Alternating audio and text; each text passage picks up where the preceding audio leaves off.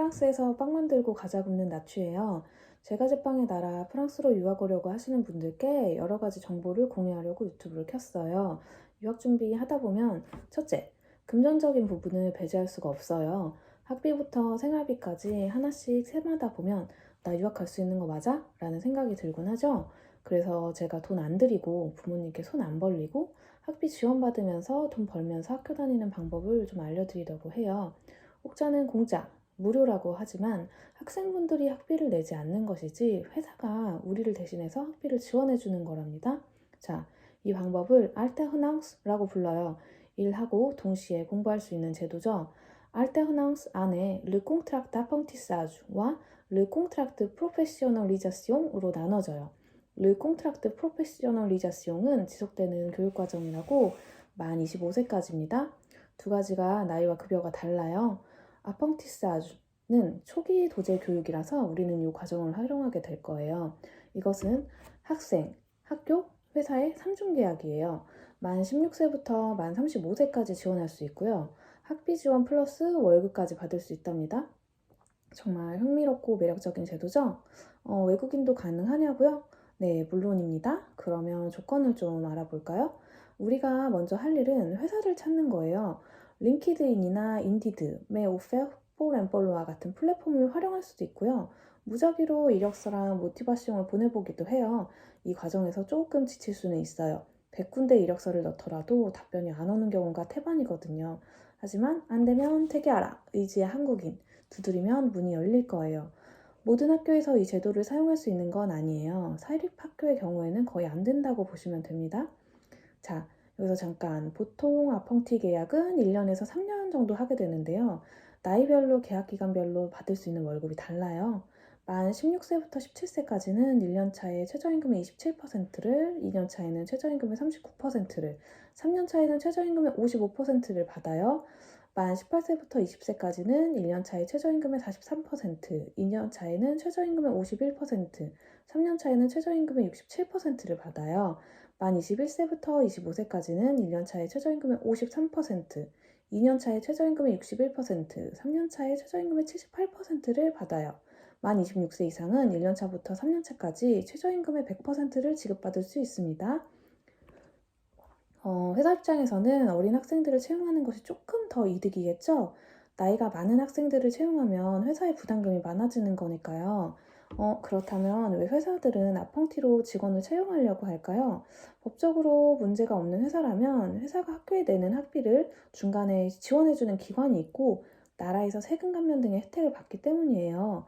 또한 인력 고용을 보다 쉽고 저렴하게 할 수 있기 때문이죠. 회사를 찾고 학교랑 회사 그리고 여러분이 계약을 체결하면 완료. 그러면 학교는 언제 가고 회사는 언제 가나요? 라고 질문하실 텐데 이거는 회사마다 조금씩 달라요. 일주일씩 회사와 학교를 번갈아 가면서 갈 수도 있고 2주일씩 교대로 갈 수도 있죠. 또는 3일은 회사, 이틀은 학교일 수도 있고요. 이것은 면접을 보고 계약서를 작성할 때 조율해야 하는 부분이에요. 여기서 잠깐 회사를 찾았는데 만 29세 이상이어서 불가능하다고 해요 라는 분들이 종종 있어요.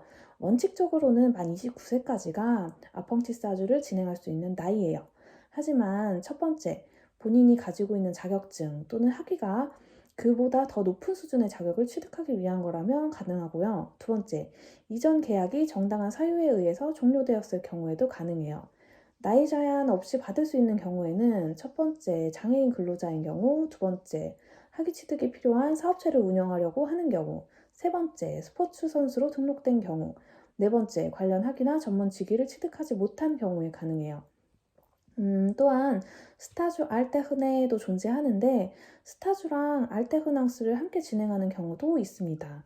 하지만 스타주는 학교를 가지 않는 인턴십 기간으로 콩봉시용드 스타주라는 학교에서 발급해주는 서류가 필요하고요. 2개월 이하는 무급으로 진행되기 때문에 잘 선택하셔야 됩니다. 2개월 이상의 스타주는 최저임금의 15%의 임금을 지급받을 수 있습니다. 저는 이 모든 것에 해당 사항이 안 되는데요. 라는 분들도 방법이 있습니다. 바로 그레타 과정인데요. 평생교육원 정도의 의미로 생각하시면 됩니다.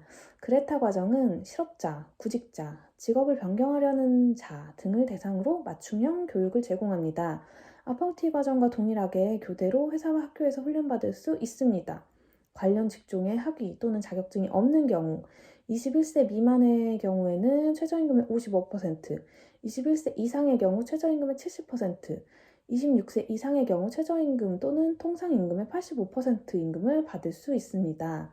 관련 직종에 학위 또는 자격증이 있는 경우에는 21세 미만의 경우 최저임금의 65%, 21세 이상의 경우 최저임금의 80%, 26세 이상의 경우 최저임금 또는 통상임금의 85%의 임금을 받을 수 있습니다.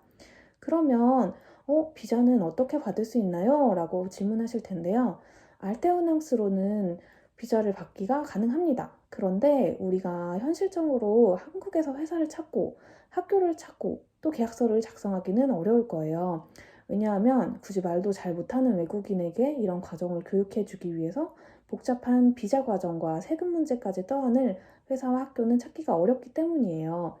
학생 비자, 어학원 또는 대학교, 대학원으로 오셔서 어학 준비를 하시면서 회사와 면접을 보는 거를 추천드려요. 당연히 불어를 어느 수준 이상 구사해야 문이 조금 더 쉽게 열리겠죠?